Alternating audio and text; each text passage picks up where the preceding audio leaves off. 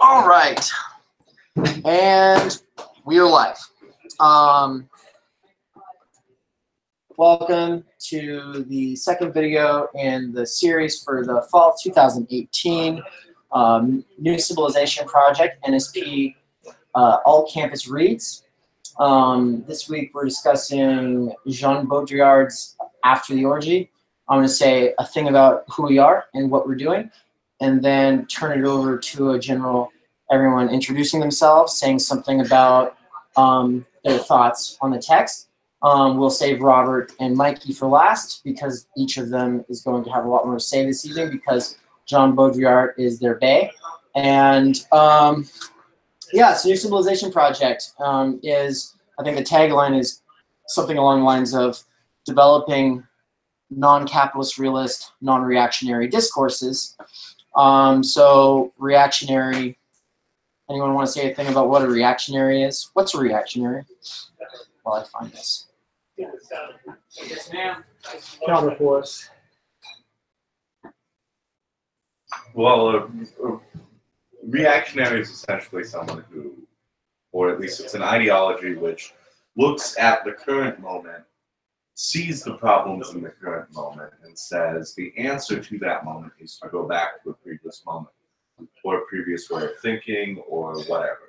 You have reactionaries throughout all of history, you know, from Romans to great philosophers who exist only because someone proposed something more scary, they had to lead the way back. And so in fighting against reactionaries and reactionarism, we deny the concept that the world was better 20 years ago or 30 years ago, and instead acknowledge progress and say, how do we fix the problems that some progress has created? Which is also something that this Baudrillard essay touches. Yes. And capitalist realism is really just thinking that we're at the end of history and that the state of affairs as we currently experience it could go on indefinitely, even though there's like at least 10 solid reasons why that's not true that come to mind, but we can talk about those later. We'll be reading capitalist realism later in the semester. We also read it last semester. And yeah, we're basically the Boise State campus postmodern feminist neo-Marxists. And the upcoming events that we have are mostly in line with the hashtag All Campus Reads series that we're doing, this being the second of which, but the next one will be Alain Badiou's The True Life. Then we'll be doing Transdisciplinarity Must Become Transversality, which is the one Tegan will be opening up. Are you on camera? Tegan. That's Tegan.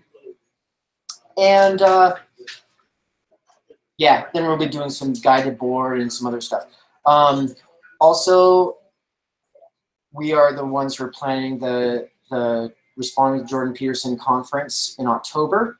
And we have a couple of pregame sessions coming up, one of which will be led by Jason Adams from the New Center for Research and Practice, as well as Antonio Garcia from the Zijikian Institute for Research, Pedagogy, and Instruction, I think is what it's called. We'll also be being joined by ContraPoints, probably this month for a conversation. So we're really excited. That could be as early as next week, so stay tuned. We're just waiting for her to message us back. But she has confirmed that she'll be doing it. At the Jordan Peterson conference, we'll have Richard Wolff and a bunch of other folks, including Peter Rollins, Douglas Lane, Michael Brooks. Okay, anyway, I'm belaboring the point. There's also this thing. So there's this conservative, reactionary, Ben Shapiro-loving group on campus called Tribute. Tribute to our American heritage. Ah, lovely. It's all the buttons. And a couple of us were there. Several of us were there. A couple of us were broadcasting it live to our NSP page. They were having a discussion about how to destroy leftists. but they're what they've proposed is to, because they want to understand the left better than the left understands themselves, they want to read Marx's Wage, Labor, and Capital, and so we will be joining them in this endeavor, and that will be on September 14th, and we'll be live streaming that as well. So it should be really interesting. Intriguing. And really, the group is fake. It's just us. So tribute to our American heritage is a joke. It's a joke page. It's a joke event. 3 of the people here are the officers of the fake club, and they were all in character for this event. Mikey and Robert were able to join through the live stream. So it's like half of us were in character pretending to be conservative reactionaries. The other half of us were just, you know, typical SJWs. It was a false flag operation. It was a false flag operation. A bunch of Alex Jones fans and libertarians all showed up, and now they're committed to reading Marx with us. All right, and that's a segue into Baudrillad somehow. Well, I'm struck by the trope, you know, tribute to the American heritage, because reactionaries always have the trope of the golden age. That dates back to the Greek poet Hesiod, the Orgy. That all began right there. There was always a better time. If we could only get back to the gold standard, things would be okay.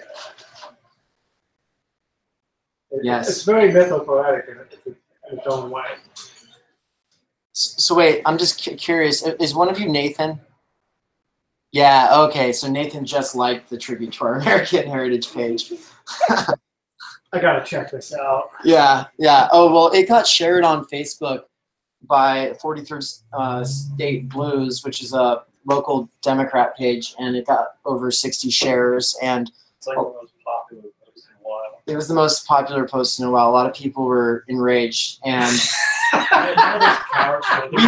we only ever really meant to troll the right, not the left, and so it ended up being something where we were trolling the left a lot more, except that none of those people showed up. Yeah. So the left can get his exposure from the right. So I mean, whatever happens, trolling the left is fine.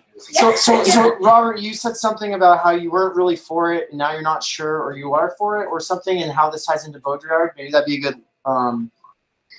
Well, my main issue with it, and I think that issue still exists, is that at least the concept seemed to be a very, the beaten sort of, well, we're just kind of gonna give the right this little sword that they're gonna be able to stab themselves with, and we're gonna laugh at them. But I saw an issue with it not actually doing anything. But at the same time, like, it's just become this fake object. This thing that is not real, and yet somehow is more real than anything else. And that's something that Baudrillad touches on. Baudrillad doesn't believe we can tell the difference between real and fake anymore, that there's only the hyper-real things that are more real than real. And so, were we to, analyze this according to Baudrillad, we would be noting that people are legitimately angry. People are legitimately upset. People are legitimately trying to dox Anne for some reason.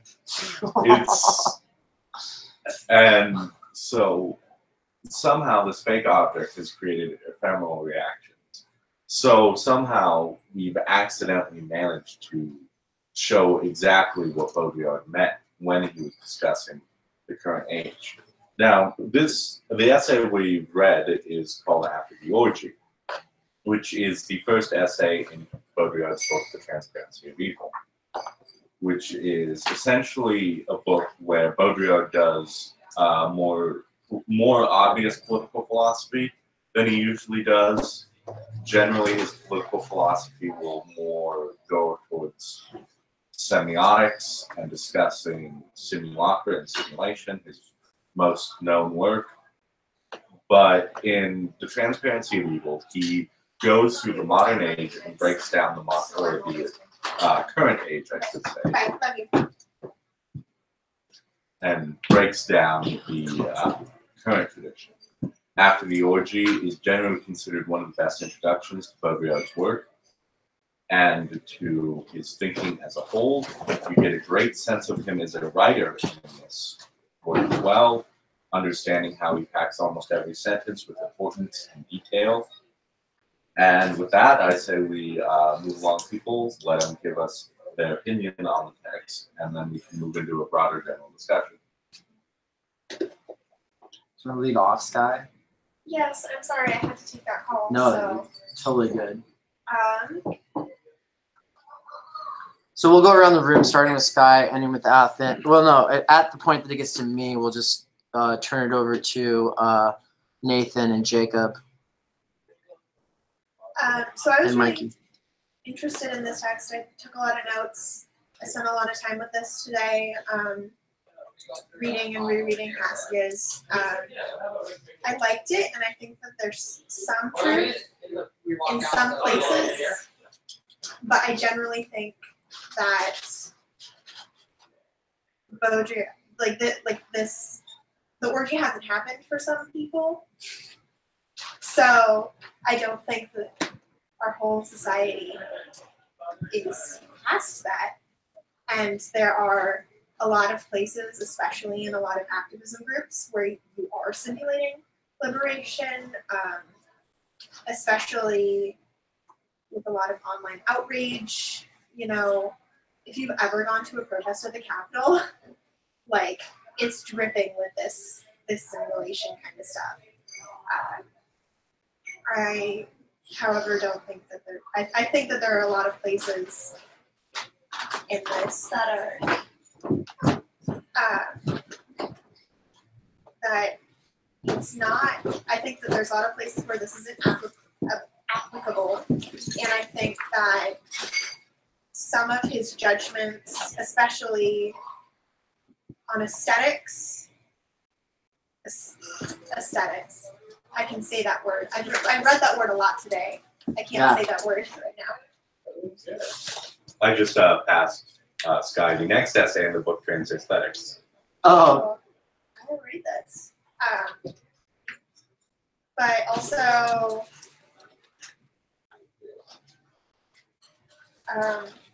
gosh, where was I? Aesthetics. Trans aesthetics was. Trans aesthetics. He made a comment about Dada, and I really like Dada. That I didn't think was fair, but I also don't think that fundamentally the way that everything is intertwined, I think it's always been intertwined the way that he describes, and I don't think that that's something that happened after the 60s as a part of that consumerism. I think we started focusing on it more after that, but I think that's a truth that's been around for a while. And yeah, I also think his last bit about communication and silence and screens was really interesting, especially because he wrote it in the 90s, and it still holds a lot of truth, even though he's talking about TV screens. And when I think of the word screen, I think of my phone. That's most of what I wanted to talk about. Cool. Okay, I'm Anne, or Anna in other places, and I was really confused when I first read this, but after reading through it again and taking some notes, I think, like Sky, there are a lot of things that I agree with, and there are a lot of things that I just don't agree with, I don't think holds truth anymore, and especially I had a lot of thoughts when he was talking about how everything is political, everything is sexual, everything is aesthetic, so I agree and disagree with that, so that's something I'd like to get into more after everyone goes around. But yeah. Did I introduce myself? Okay. I am Tegan. No, I share a lot of the same critiques. All I would say is I value, and this is something we'll get into in a couple weeks, I value transdisciplinarity, and the approach of transdisciplinarity does presuppose that all of these spheres have been in contact since the beginning of time. So it's not, like on that point, definitely agree like wholeheartedly. A lot of the other points that he makes in the text, I have like a very nuanced take on. It's not that I fully disagree, but I also don't agree. And yeah, I definitely don't think the orgy ever happened. Ah, I think the orgy happened for white middle class and bourgeoisie people. Mikey will attest to having experienced some of this orgy. But I'm Dave, and I did not experience the orgy. Not really. I do feel like I'm in the aftermath of it, though. And the whole thing about simulation and performative politics and activism deeply resonated with me. And it's also why I thought that it was so funny and fitting that we did the tribute stunt just a couple days ago. And because this is after the orgy of performance and simulation. I don't know. It goes so many layers deep, and I'm really thinking about it for years. That's all I'll say for now. Everyone else has pretty much touched on what I think about the reading. So I really look forward to, though, hearing some of the stuff that Mikey's going to be using this as sort of like a springboard to introduce us to some basic Baudrillardian concepts. Actually, let's finish going around the room in here, and then we'll go to the online side. So, Eddie. We're just doing like hellos. Hello, my name is Eddie. I think that after the orgy is a good description of the contemporary world, because it's kind of saying that the liberal ideology took over the political and social and economic aspect all over the societies. And I'm kind of interested in the simulation and these kind of things that are going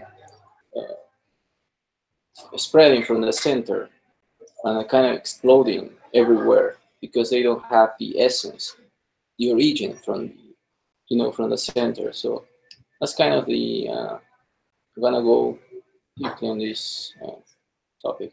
Yeah. I'm Kenneth. I'm reminded of the old William Gibson line, the future is already here, it's just not evenly distributed. And likewise, the aftermath of the orgy is already here, but it's not evenly distributed either. So we're waiting for this to marinate and shake itself out. But it makes a salient point, but he overstates his case brilliantly. That's my take. Okay. I'm Athen, and every other week I'm Austin. I share a lot of the same critiques as other people, so I'm not gonna like beat them to death. But there were some points in here that I thought were pretty interesting, especially as they relate to some situationist stuff. Like a lot of it can be applied to society and spectacle, and they can kind of coexist. But like, I thought how he adds, he's got his like three descriptions of the three parts of value, and how he adds the fractal value to that. I think that's something that's worth exploring. It's pretty interesting. Yes. I also think that in his pure circulation, the incessant commutation aspect of it is also something that can be analyzed in a situationist perspective. It's pretty interesting. I also don't think that there was like a major shift point where we can say it was real here and now it's not. Like after the orgy, now we are in a state where we're the opposite of how it was. And I'd be interested in hearing other people's takes on that. But what struck me throughout the reading was just some of his observations were kind of bizarre and wrong-headed, and it took me a while to kind of like nail them down. So I had to read it once in English and then once in French to kind of understand if that's like actually what he meant or if it's just a bad translation. But it looks like he's gonna cry. I love that stuff about the stuff about AIDS that he talks about. I don't know what he's going on about there. Oh wait, he goes on that more. Superconductive events. But I don't. The conclusion I came to is that he's not necessarily. He's not like it's good.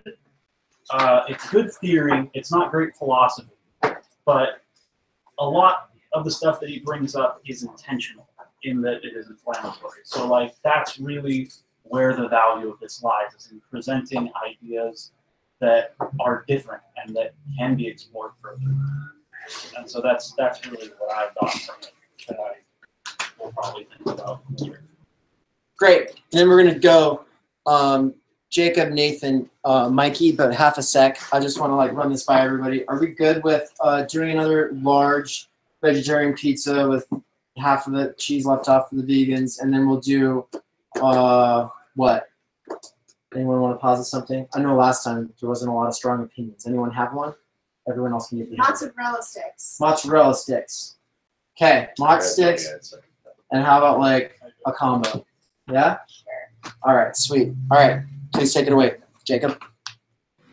All right. Hi, everybody. I'm Jacob. So I read the essay pretty quickly this afternoon. I didn't dive too deeply into it. I didn't really have a lot of thoughts on this concept of the orgy. But I was thinking more, something that did come up was sort of the similarities to Debord, which has already been mentioned, which I think is always going to come up with Baudrillad, who I don't really know very much about.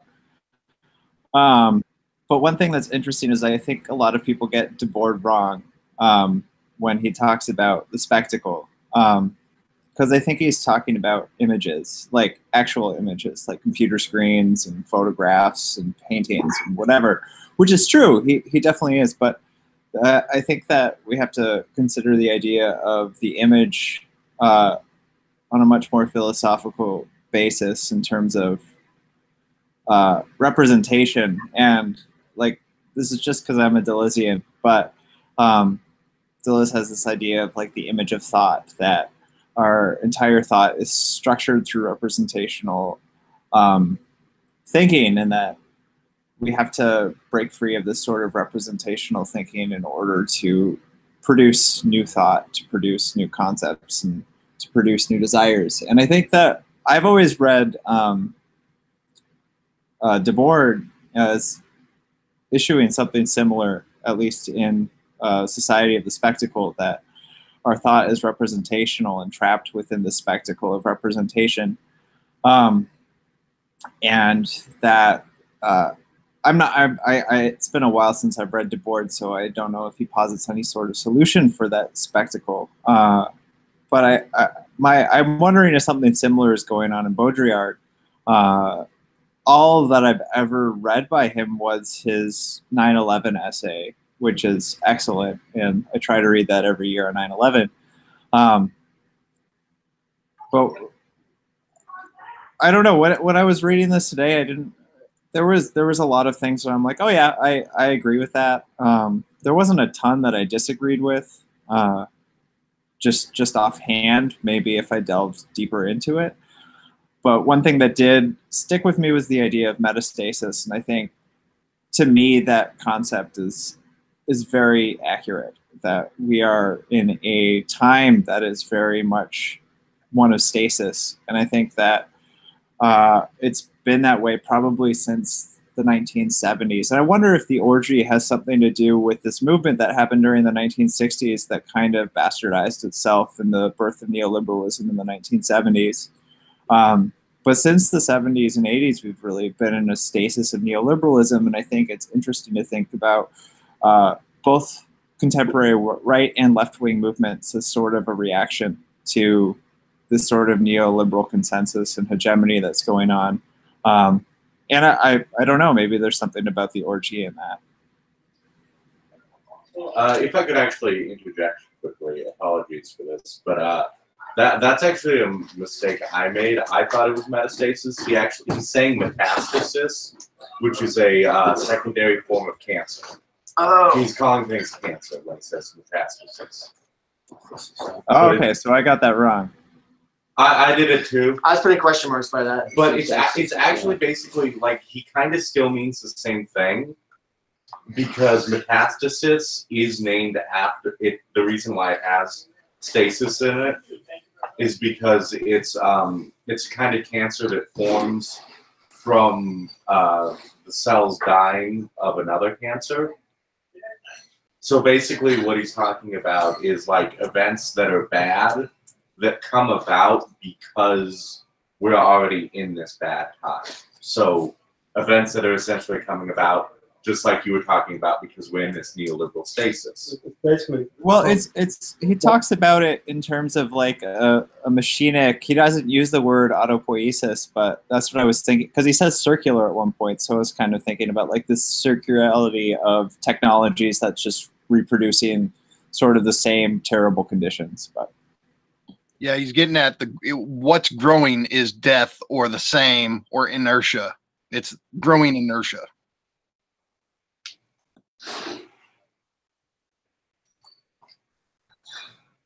Nathan?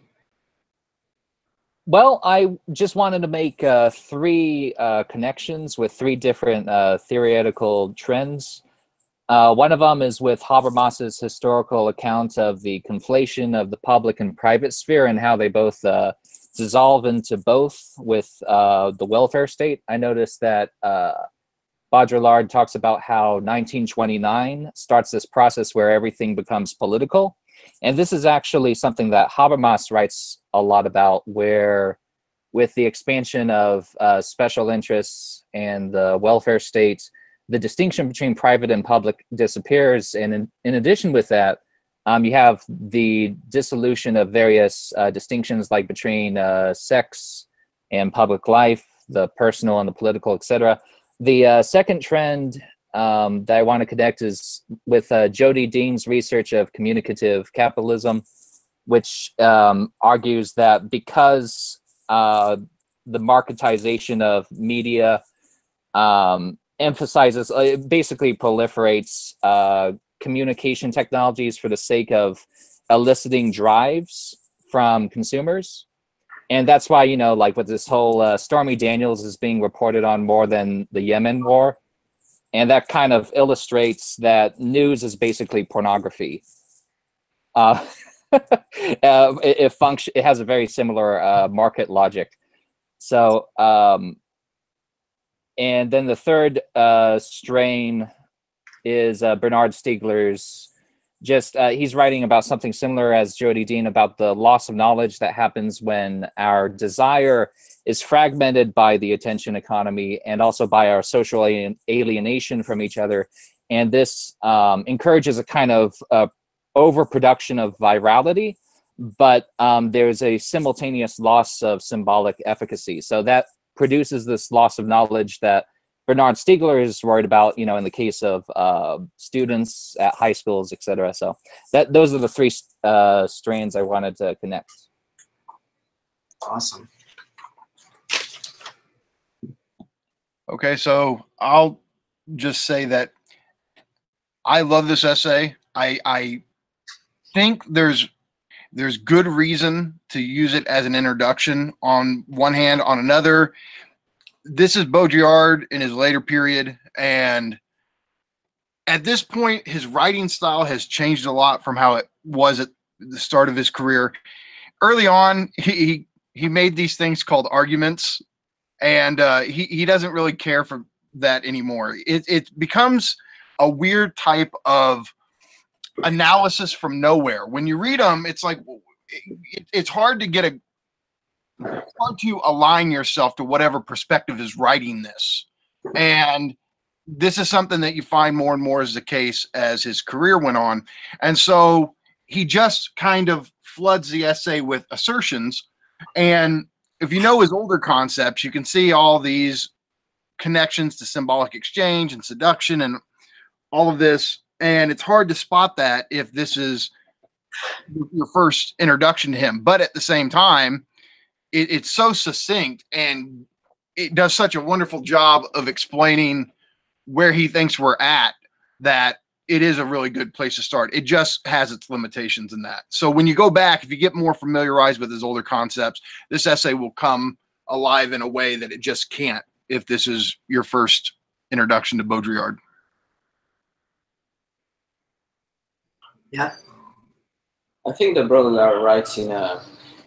It reminds me 100 Years of Solitude, because he has a background in literature, classic literature. So the way he writes is using metaphors, comparing things. That's why he said that the world needs different things. We cannot have one thing because we need to compare things. That's why there is a distinction, the public and private, privacy, and the friend and enemy in politics. And there's also that liberalism is just is uniting everything. It's just in one thing. So we cannot distinguish because we have this, camouflage capitalism, because we're just acting unconsciously without thinking about the distinction between these.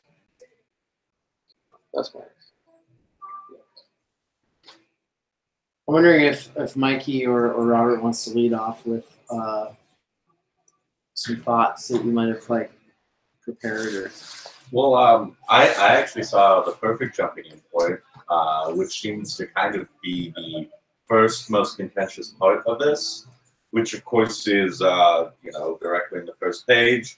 All the goals of liberation are already behind us, and because what haunts and obsesses us is being thus ahead of all the results, the very availability of all the signs, all the forms, all the desires that we have been pursuing. So basically, at this point, there are some people here who believe that, as Kenneth put it, that this has only happened for some people, not for all people. But I'm actually going to try and explain how I understood this. That Baudrillad isn't actually referring to people. When I read through this the first time, I kind of went like, bullshit, Baudrillad. But at least as I read it, he's referring to society's goals, society as a whole. And do we want a society that is liberated from things like want, things like fear, things like need, and we have that now. For maybe the first time in human history, we truly have a society. Can't speak today, but we have a society where we are able to feed everyone. Now we don't, but we are able to. We are able to do all these things. We no longer need to live in fear of want as a society. We don't need to, we just choose to. As Baudrillad says later, we're living in utopia, we just pretend like we are. Where does he say? Is that in the same essay? Yeah. Yeah. That's in the first part. I'm trying to find the exact page. That's a good distinction to make. I'm glad you made that. Thank you. That makes a lot more sense. Makes me like this a lot more. So. Yeah. Yeah, because we have enough to feed the world, right? Well, a great many famines, most famines, I think, are actually political. Well, we have the technology to distribute food. Yeah. I'm actually going to share that. The first thing I ever read from Baudrillad was for debate. It was why the Gulf War won't happen, why the Gulf War isn't happening, and why the Gulf War did not happen. Three separate texts. Yeah, so it's three separate essays, but you usually just kind of want to read them all as one text because that's just kind of the easiest way to think about it. Right. It was published on that. Yeah, it was. So in the first one, Baudrillad is actually saying the Gulf War won't happen. He kind of puts a mea culpa in the second one of like, oh shit, that actually did happen. But then he talks about how how what's really important is how our society experiences it. And to the West, the Gulf War didn't happen. Some bombings happened, and some people died, but no war happened. It's only in the actual zone of the war that the Gulf War happened. And so with Baudrillard, he always centers more on how things appear and symbolic distinctions rather than reality. Because for Baudrillard, there's no difference, which is the importance of the hyperreal. He was heavily influenced by Du Bois. A lot of people comment on that. And basically what happens is the board publishes Society of the Spectacle. Baudrillard reads it in college. Baudrillard goes, I love this, and centers his entire career in philosophy after it. Mm.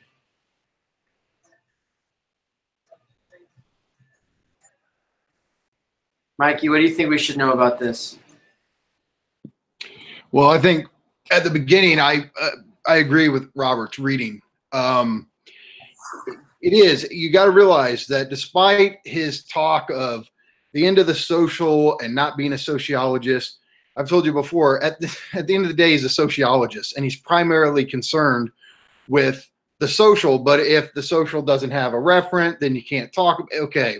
But he is not really concerned with individual matters. You know, okay, this liberation obviously didn't work for everybody, right? Everybody wasn't liberated. But like Robert said, on this general level, it is a liberation because in theory it could liberate everybody if it wanted to, if there weren't other aspects to it that prevented that.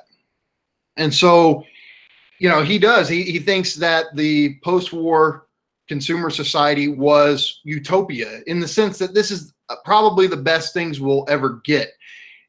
Does that mean that everything was wonderful or there wasn't problems? Of course not. But he thinks that at that point in history, from, you know, from pop culture to the economics, all of these things work together to realize what capitalism, in a sense, had always sought to do. And at the beginning of this essay, he's pointing out that everything that capitalism sought to liberate, it has liberated. But what this implies is, and yet we're still unfree, and yet we're still trapped in this sense. It didn't make good on its promise, even though it realized its essence in some sense. And it's like we got the causes of everything it sought to liberate, but we got causes without the effects, in the sense that it didn't make us all happy. It didn't make us all free. We're all still stuck in this same system. And yet at the same time, we're going to be haunted by the images of, you know, the orgy, right? I mean, this is what Ready Player One is already doing. You see this with 80s nostalgia and vaporwave, that somehow the system is just not capable of producing the same type of images, pop culture, novelty that it once did. And so it's forced to just go into this mode of recycling. And that's what makes a film like Ready Player One scary, right? Is not that, oh, you know, it's just this cute little story about kids in the future who like 80s pop culture. It's that the frightening thought is, were the 1980s really the best we're ever going to do? Right? That's the terror of the film. So Baudrillard was ahead of the curve on this one, and seeing that everything's going to go more into this a decline of, in a sense, it seems like everything's getting faster, everything's getting more networked, everything's making more connections, when in fact this is a type of deceleration or capitalist realism where the system is now stymied. It can't figure out how to do anything new, and so all it can do is repeat old circuits and try to put some new veneer on them, some new spin on them, when in fact it's just more of the same. That's why in this book, what's the essay? Hell is the same. Right? There's an essay in the book called something like that. And so, yeah, that's to me the big takeaways from the opening of it.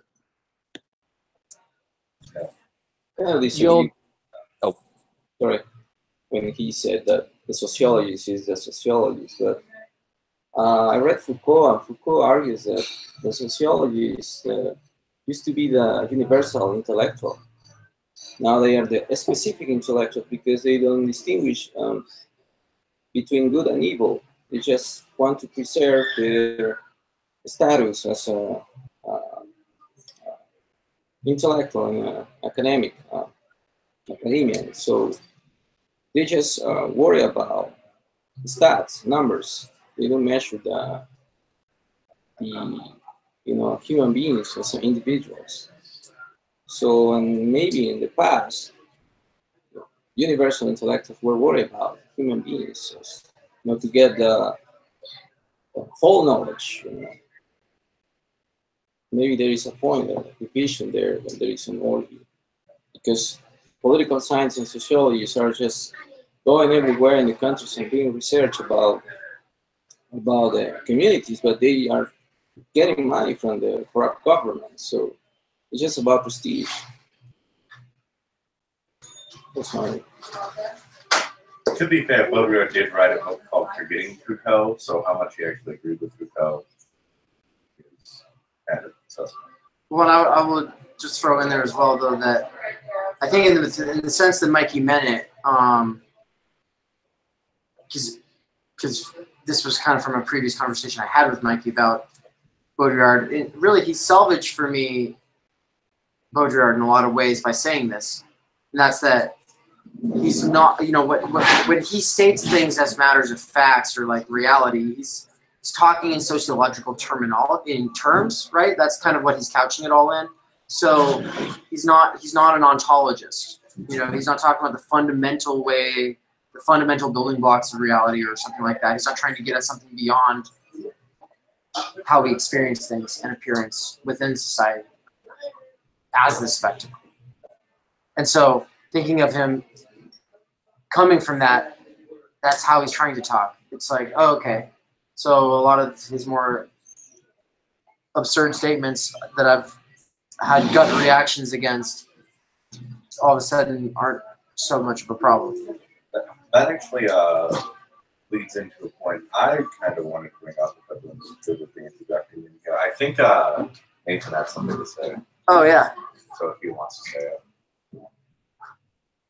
Oh, I was just gonna say that like this last presidential election in the U.S. has been just nostalgic core because both the Tea Party right and the left want the post-war period.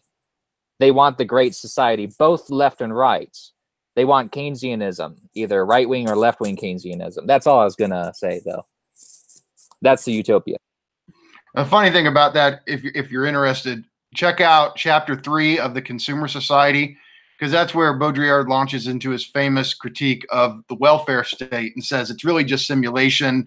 It doesn't actually effectively produce equality or justice or any of these. What it does is use statistics and data, abstract data, to simulate that everything's becoming more equal, everything's getting better for everyone, there's more happiness, blah, blah, blah, when in fact, that's not the case. And he goes through and makes his arguments for that.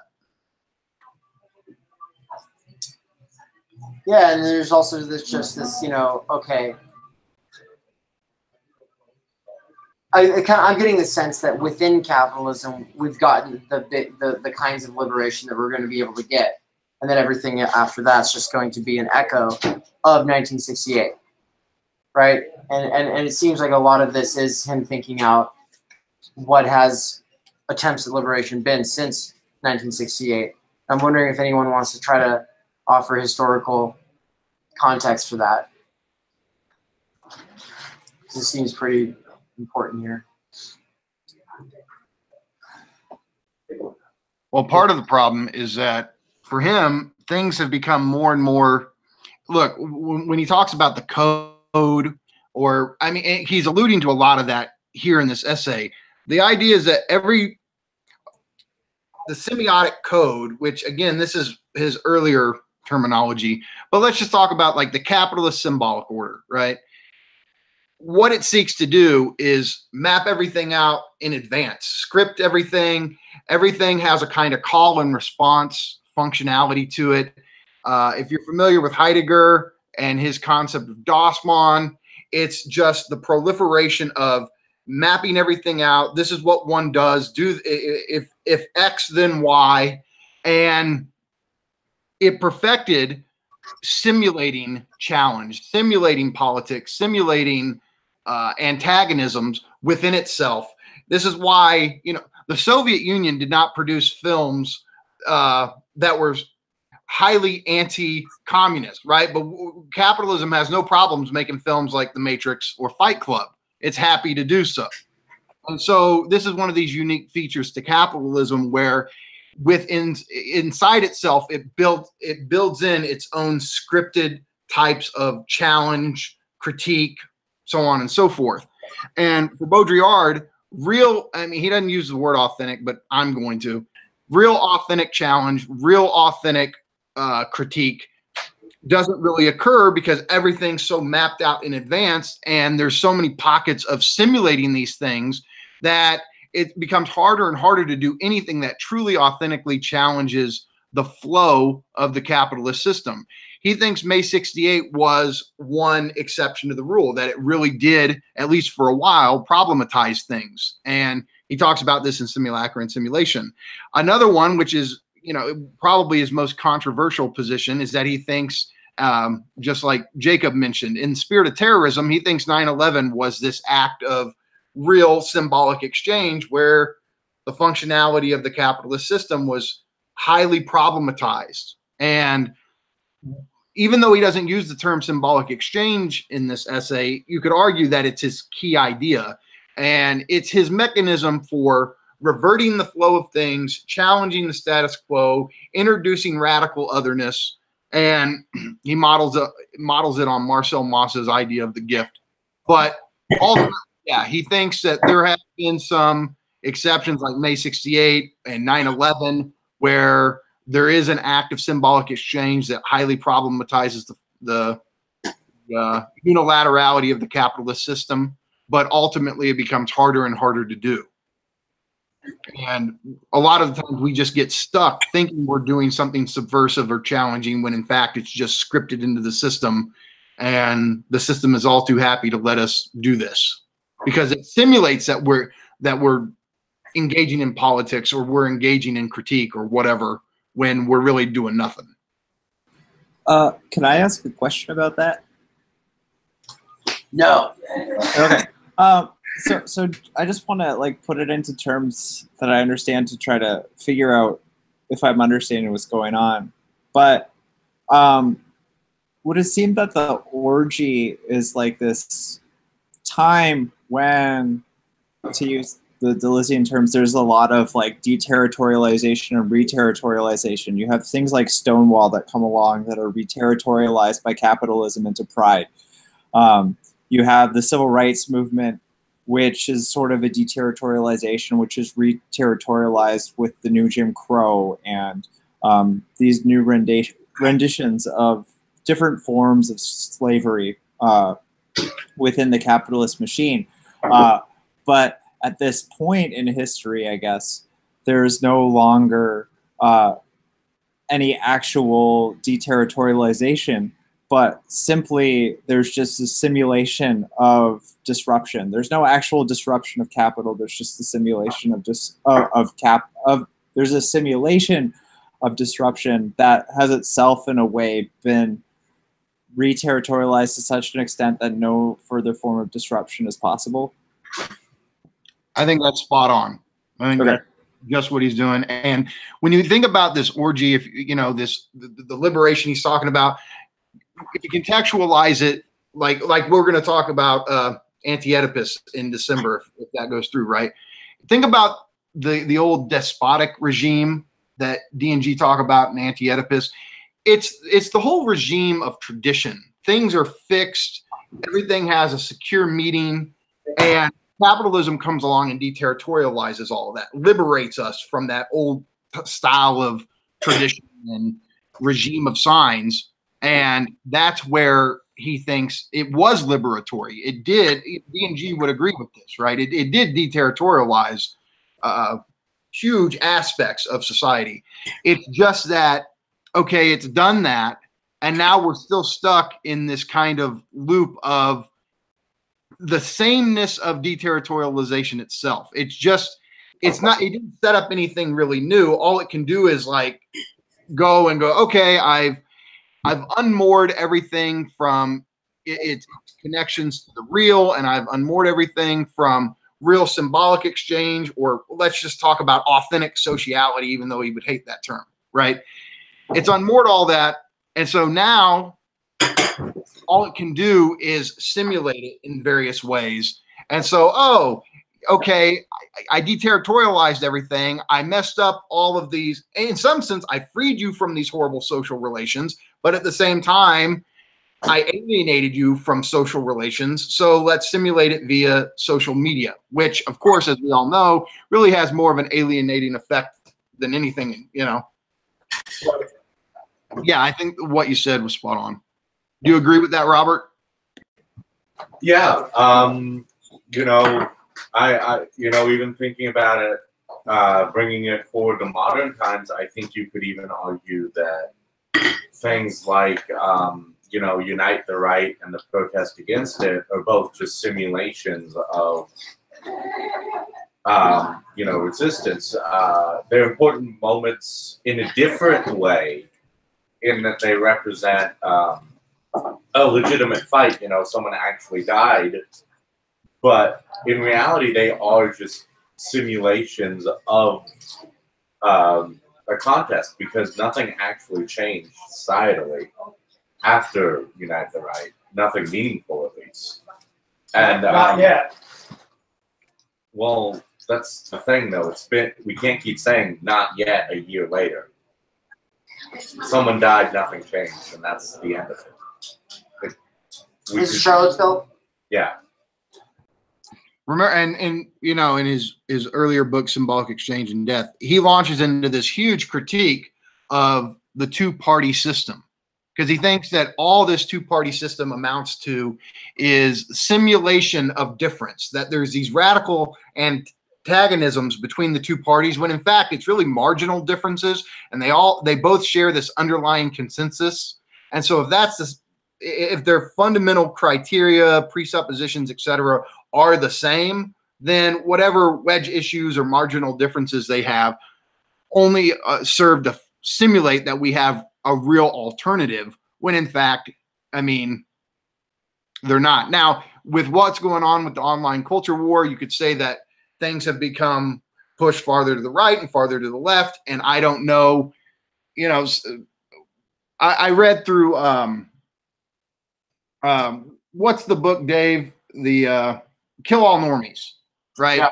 And it was interesting to read it and think through it in Baudrillardian terms. It's like, would he say that this is mere simulacra, that when you go online and you see how everybody argues, it's almost scripted? You can already know in advance what people are going to say. And if that's the case, is anything really being exchanged? Is there any kind of authentic communication, or are we all just playing out these scripts that have formed, right? So even with things becoming more politicized, going farther right, farther left, you can still at least start to make the argument that it's still just a continuation of simulacra.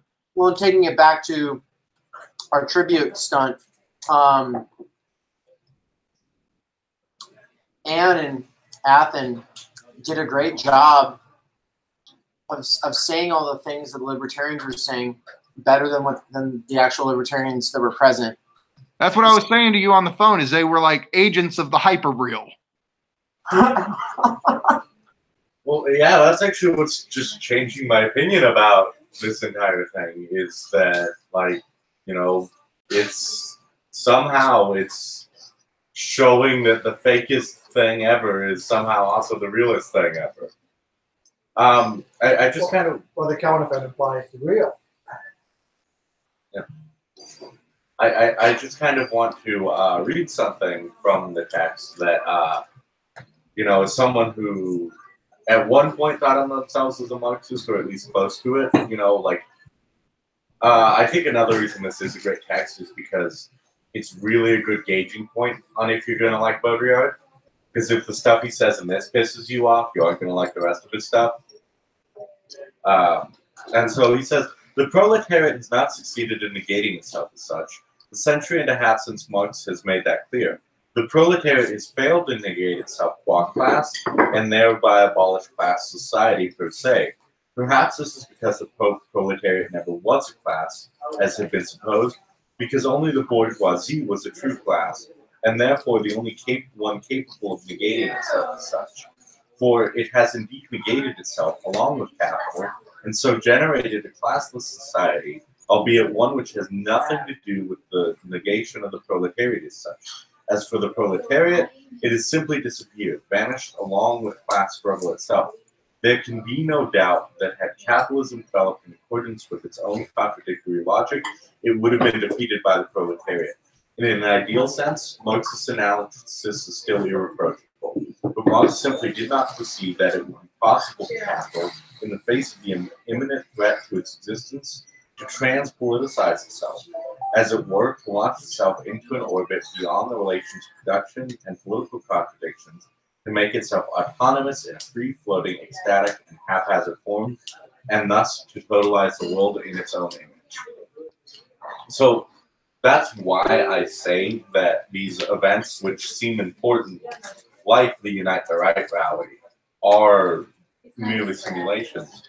Part of Baudrillard's point in this essay is to get us to look around the world and to make us realize even what our own beliefs. Now, Baudrillard doesn't necessarily want us to just abandon these things, because for Baudrillard, and he gets into this in trans aesthetics, that doesn't matter anymore. There's no abandoning the system. There's no abandoning the fight.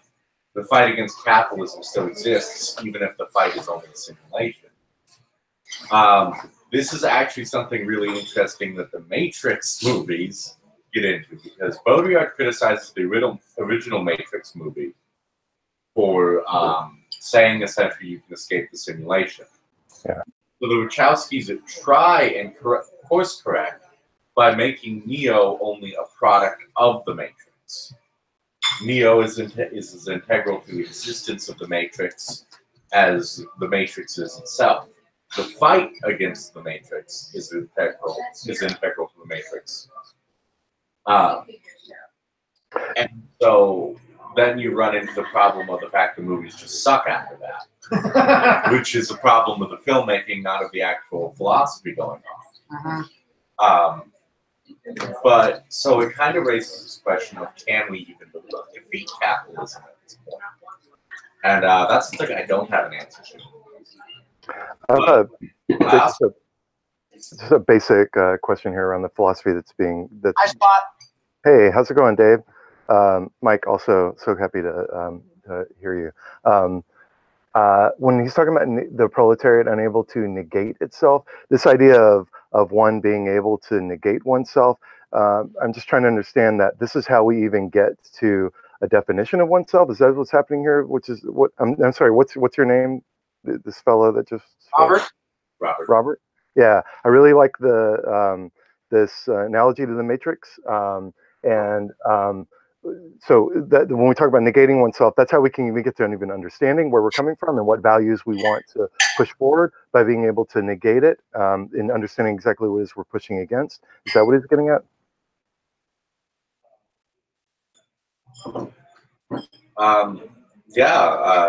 Definitely, I agree with that. Okay, and so then in the example of the Matrix, I've heard that argument before. I've heard it from Zizek as well. I've heard it from Baudrillard specifically, but I don't understand Neo being a product of the Matrix, because as that story plays out, he does unplug, right? And I guess that's the argument, right? Is that we can't actually unplug from this thing. We've lost the ability to negate ourselves as a distinct class, right? But in the film, in that story, he unplugs, right? And he is able to like separate himself and not be a product of the Matrix. There's a real version of himself. Yeah, and that's what Baudrillad criticized. That's what Baudrillad doesn't like about the film. But in the next two movies, Revolutions and Hey, Robert, hold on a second. Scott just dropped out of the group, and there he is. I think it was on accident. There, he's back. That's Google. Just trying to throw a wrench in our situation.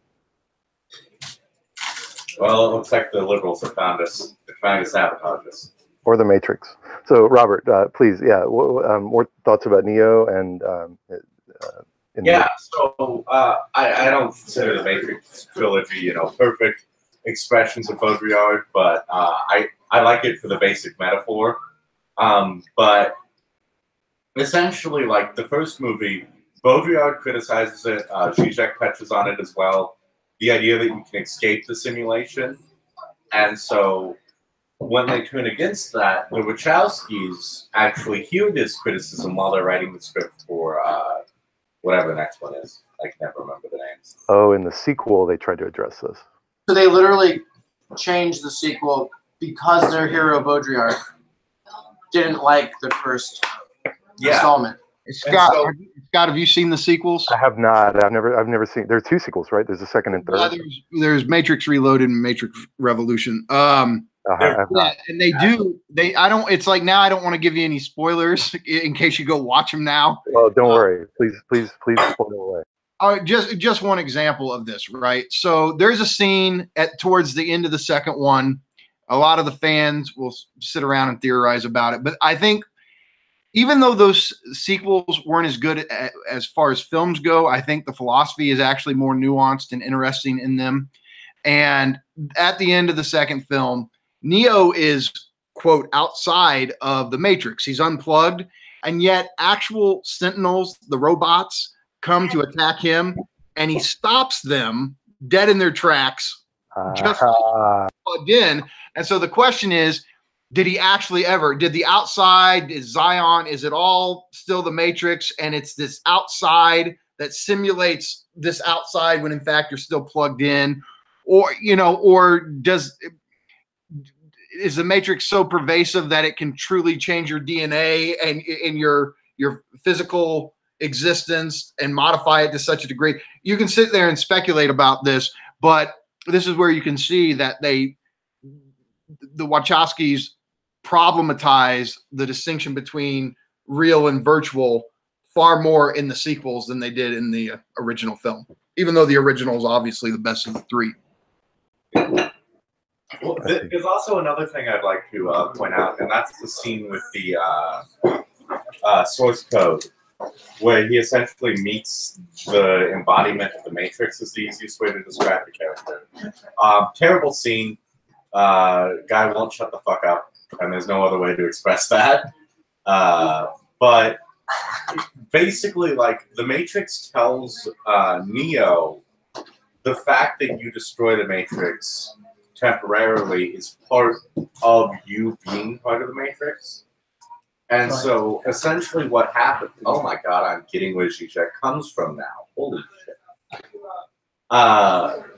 So I'm just making a connection with this and a lot of Zizek's points.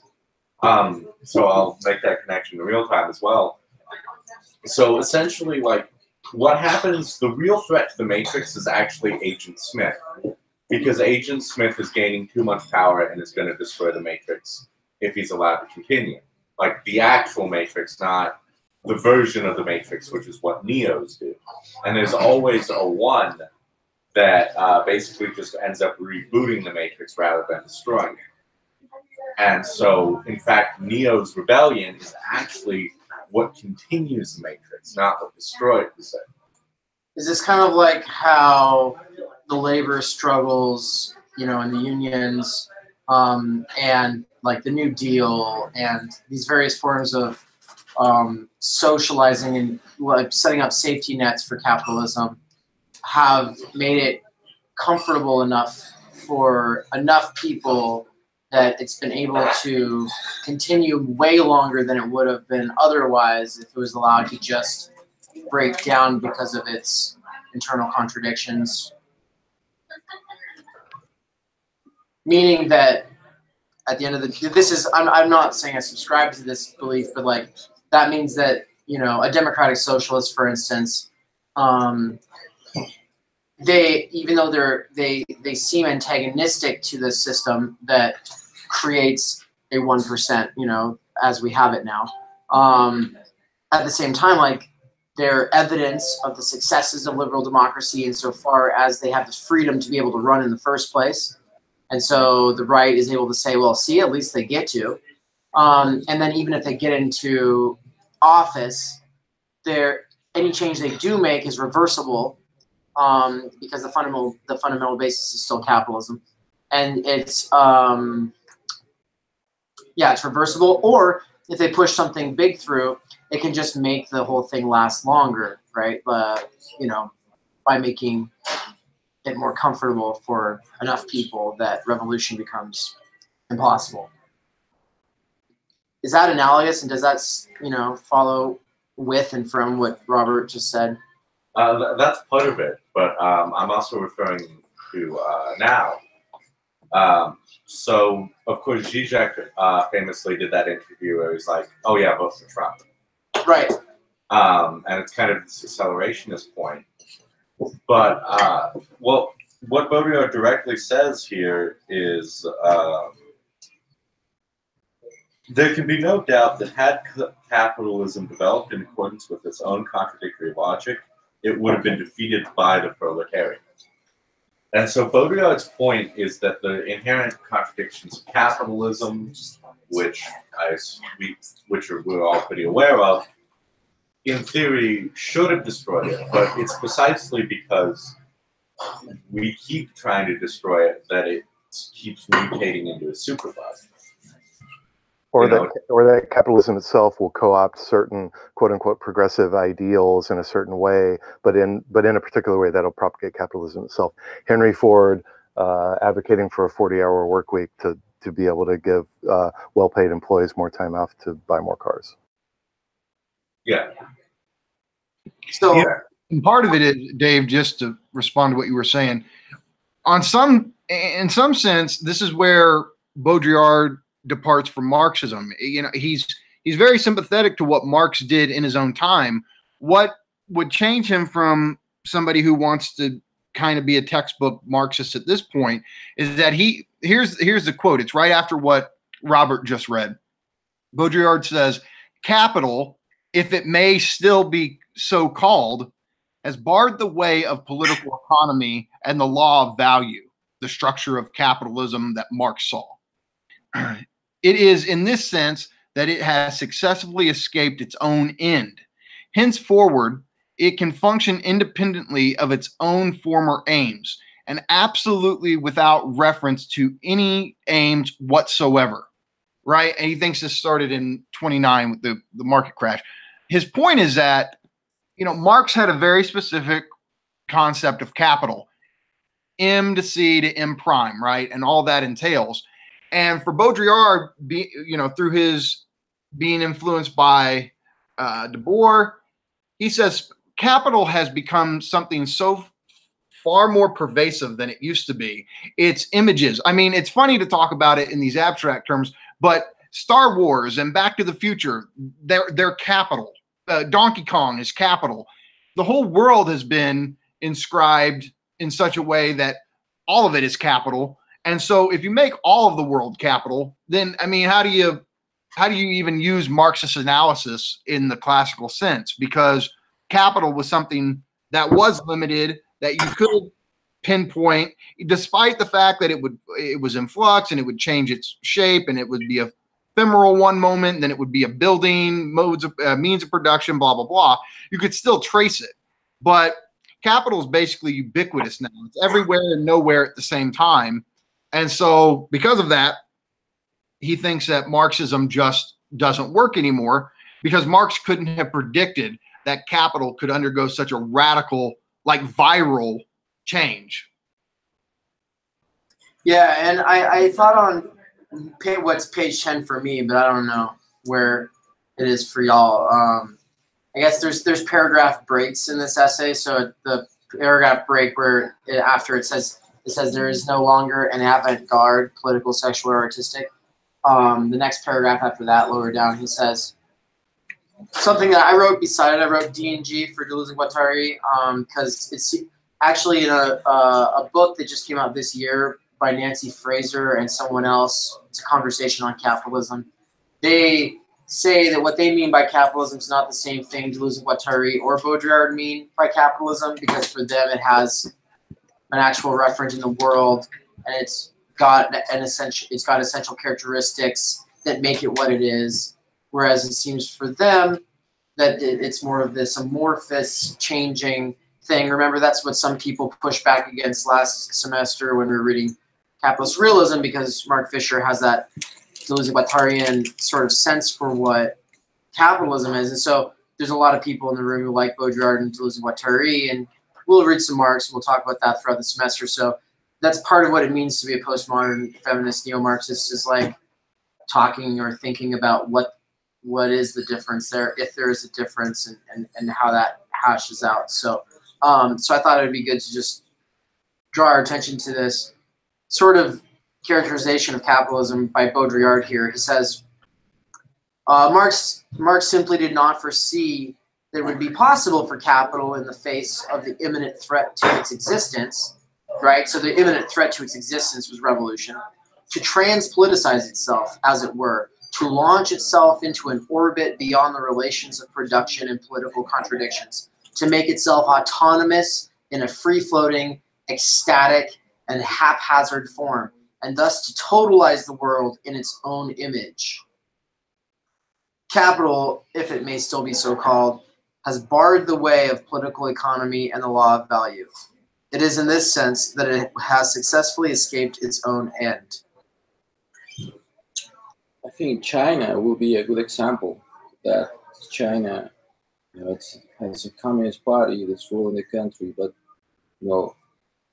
it went against its own principles in order to survive. It's just the second economy right now in the world. It's trying to survive by using the capital tools to exist.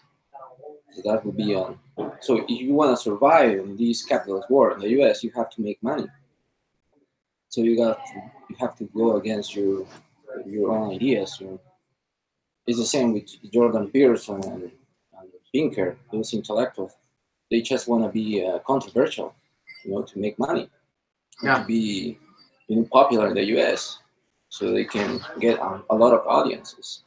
So, but in the sense, I think that in the inner existence, they know that they are wrong, because they are negating other, positions, point of views, and trying to diminish the Marxists. They have no value at all. There's no way that Peterson can honestly believe that Marxism is literally just class-based identity politics. But then maybe he does, because the John Birch Society and Breitbart and all of these other kind of like reactionary supposedly think tanks have been really all about this idea that's really what the heart of Marxism was a class-based identity politics, and that cultural Marxism is just postmodernists essentially saying, oh well, orthodox Marxism doesn't work, and therefore we'll just broaden the scope of identity politics to take into account gender and race categories, as well as like third world standing, post-colonial studies kind of stuff. I would actually like to say that I don't think it matters if Peterson actually believes it or not.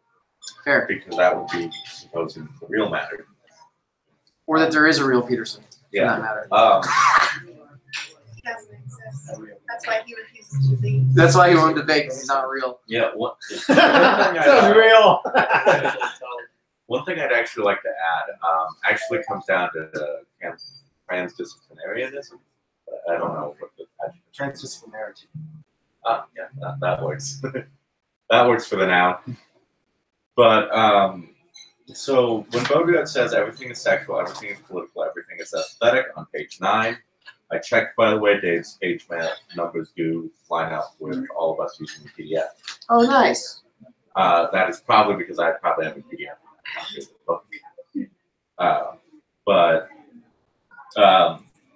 So for Baudrillad, so I think that I don't think Baudrillad would disagree with the transdisciplinary idea.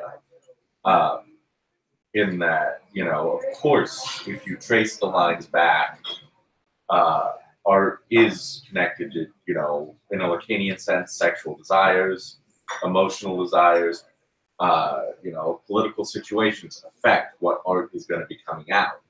If you're going through dire political times, you're going to have art that reflects that. And so, of course, these spheres influence each other. But once again, as Mikey explained it, Baudrillard is a sociologist. So he's more concerned with how the society is going to be viewing this than what the actual truth is. He's not making an ontological claim that it wasn't transdisciplinary, but now it is. He's just simply saying that the way we experienced art was separate and on its own, whereas that is no longer true. And that comes about because of things like Dadaism and other things that have to do with aesthetics. And so Baudrillard is trying to imagine this world that we currently live in, where everything is connected in more than an ontological sense, but in our experience sense. When I experience art, I now experience culture. When I watch The Matrix, I now experience politics and actively participating in politics.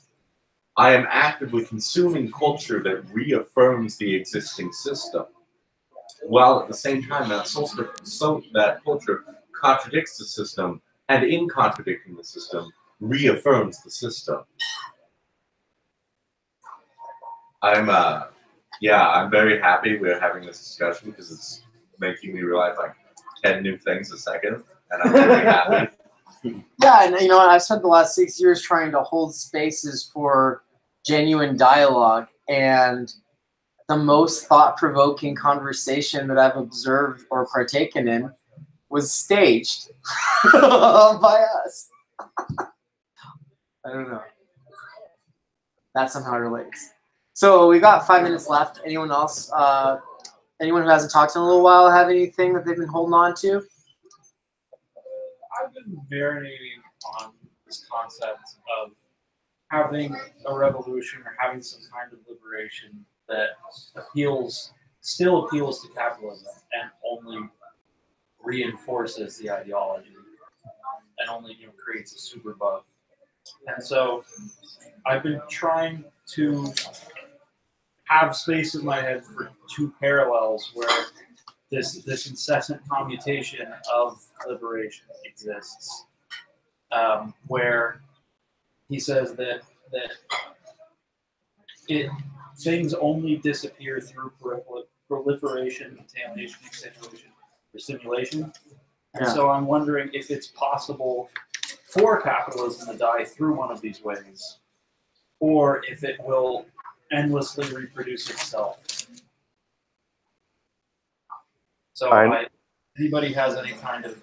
Well, yeah, I love that question. I'm super interested in too, and it makes me want to ask Robert, how is it exactly that Agent Smith was, in fact, the true threat to the Matrix? Back to the Matrix quote. Basically, Agent Smith, after the first movie, he comes back, but this time he's able to turn other agents, other Sentinels, into copies of himself. So essentially, he's able to turn the Matrix into just himself, is the ultimate implication. And so the idea is that would destroy the Matrix because it would no longer be able to reproduce. He becomes a fractal. Exactly, and it implies something really gross, at least in my mind, like this is landing with me, kind of repugnant, which is using the tools of capitalism. Yeah. Right. Since we're getting near the end, I actually kind of want to read something from Trans Aesthetics. It's probably my favorite single Baudrillad quote. Thank you. But can I answer Yeah. your Yes. question? I think we want to exterminate capitalism. We need to disconnect capitalism from democracy, from freedom, justice, from all the other concepts, because it has to analyze from its origin. And people are telling all over the world that we need democracy, but this democracy is just, capitalism is behind this democracy. And my idea is that we have to separate it, capitalism. Because nobody talks about capitalism as a as a movement. It's just democracy. It's taking capitalism, where capitalism is taking democracy. That's my. Yeah, I want to go off that comment on democracy. Oh, is someone Yeah, go. talking? Okay, I just want to. I wanted to jump in and defend my boy Marx, but about the democracy, like not talk about democracy, but rather about capitalism. I think we should give Marx a bit more credit, because in the 18th Brumaire of Louis Bonaparte, Marx talks about, one, that the capitalist class in France kind of loses control. And this leads to a political crisis where Louis Bonaparte, who's like the ultimate hyper-real patriarch, gains power and is supported by the peasantry. He's like the ultimate simulacrum of a past glory of the original Bonaparte, right? And at the same time, what happens is Marx elaborates how this political crisis, the capitalists aren't in control, and as a result, Bonaparte moves in. He starts creating a bunch of crazy bureaucracy that's like fictitious value, right? And so not only does Bonaparte as a simulacrum obscure the capitalists as a class because they've lost control, it also obscures value because you have an expansion of bureaucracy, all under the name of this like father, this like kind of farcical father, if you will. And so like going off your point about democracy, I think that's right. I think that we do need to return to the law of value and say, no, democracy is the visor that blinds us. But I just wanted to say Marx prefigures Baudrillad to a certain extent. Yeah, Baudrillad doesn't deny Marx. I think he just updates Marx is the easiest way to think about it. So did you? So is yours gonna come in as kind of like a closing statement? Because I don't know if like, for instance, like Sky still has no, you're good. Yeah, I was kind of thinking it could be a closing statement. Okay, so so I think we are basically at closing time. It's closing time. Yeah. So, but yeah, so Let me say one thing. Yes. So I'm a pretty hard vegetarian. So I have my points of contention, and it's taking too long. Then the whole session to really go through all of them. But I think primarily, I don't think don't think that there's a definition of capitalism. There is most definitely an axiomatic by which capitalism functions. I think in order to, constitute any form of a society outside of it, we shouldn't be thinking in terms of destruction, but more in terms of a constitution of another. It's an escape. It's not you can't destroy capitalism at a certain point, because capitalism functions by an axiomatic. It doesn't function, it functions by its own particular internal logic, I would at least assume. And I think that in discussing any type of escape from capitalism, it's not that we should even think in terms of capitalism, but escape from, as Lewis and Deputy call it, the plane of capital. But it's also the plan of capital, right? Because they put plan and then in parenthesis right next to it, merged into it. Yeah, it's nice and clever. And we oppose here the plane of capital with the plane of what is it? Consistency. I always forget if it's consistency or eminence.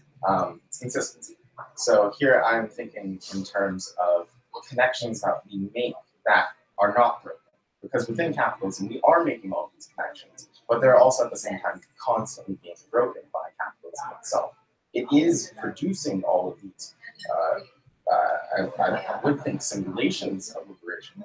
But at the same time, it's breaking apart real movements of liberation, and it's not doing that because they're simulations. It's doing that, I would at least argue, because it's encoded within it, not the script of these movements, but it's encoded within it to encompass it as I forget your name, I'm sorry. Eddie, as Eddie was saying, to be outside of capitalism, there's always a connection still to capital here. Everything's always still capital. Was it you that was talking about that? Or was it? No, yeah, that was you. Yeah. Perfect. So yeah, we always still have this relationship to the world market, I think. And we should be thinking in terms of an escape from the world market, not an escape from capitalism itself necessarily, but capital. Because I think capitalism, we can define it by its axiomatic, but the axioms itself that it employs, I don't think, are necessarily good or bad. It's just what functions it proceeds on. That's actually the perfect input to what I'm gonna. I'll say in its passage that we kind of touched on this by reading Debt. We didn't talk about it, and so our last Debt conversation for finishing out that book was last week. But that in it he talked about like 3 planes of existence or spheres of human life, right? And the market, and basically capitalism, is one of them. So it's exchange, right? So there's the sphere of exchange. He said that there's a sphere of communism, right? So that there's that sphere of basic communism that allows everything to function, right? If we were all sitting here taking, tallying who ate exactly how many, calories, and then trying to extract from them the exact proportions of exchange, the ability to even have a group here would break down immediately because no one would put up with that. And so there's like this sense in which like there's always kind of these baseline communism, and that sphere allows things. I don't know what the other sphere was, right? But I have been thinking about that a lot, and it seems to tie in somewhat because it's saying like it's not like there's just ism is just like the over prioritization of the one maybe. I don't know. So yeah. So Baudrillad, I just want to touch on this as a point of rhetoric. It does an amazing thing where he refers to a general subject, which is the art market, but he also talks about markets in general and makes a broader quote that I think will be perfect to end off with as a discussion point for us to all think about in the future. I will say before I read this that I hope someday we are able to discuss the rest of the Transparency of Evil and the rest of Baudrillad's work and other Baudrillard works, because Baudrillard is a very relevant political theory thinker. I think this conversation proved. So Baudrillard ends Transaesthetics with, should we be scandalized? No. There is nothing immoral here. Just as present-day art is beyond beautiful and ugly, the market, for its part, is beyond good and evil.